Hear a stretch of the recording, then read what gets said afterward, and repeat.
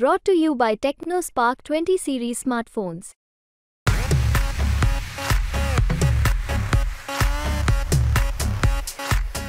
आता ज्या मुलाने ॲक्सिडेंट केला त्यालाही ताब्यामध्ये घेतलेलं आहे, त्याच्या बापालाही ताब्यामध्ये घेतलेलं आहे, त्या बापाच्या बापाला पण ताब्यामध्ये घेतलेलं आहे आणि त्याच्यातनं काही पोलीस पण सस्पेंड केले, काही डॉक्टरांना पण ते रक्त तपासणीच्या मध्ये काही गडबड केलेली आहे, त्याच्याही बद्दल त्यांच्यावर ॲक्शन घेण्यात आलेली आहे. कुठेही राजकीय हस्तक्षेप न होऊन देता, कुणालाही त्याच्यामध्ये न वाचवता जो दोषी असेल त्याच्यामध्ये योग्य पद्धतीनं कारवाई.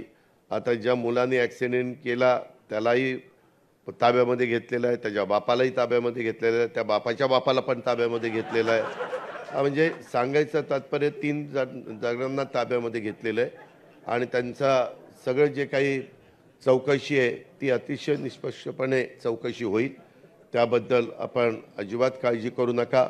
विरोधक त्याचा बाऊ करण्याचा प्रयत्न करतात. अर्थात पुणेकर नाही तर संपूर्ण महाराष्ट्र हळहळलेला आहे आणि आमचा देश पण हळहळलेला आहे.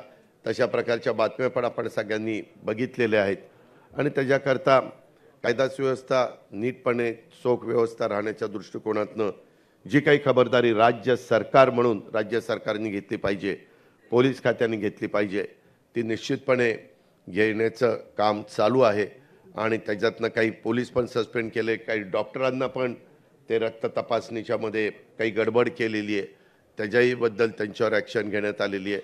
अशा प्रकारे ह्या सगळ्या कामामध्ये लक्ष घातलं गेलेलं आहे.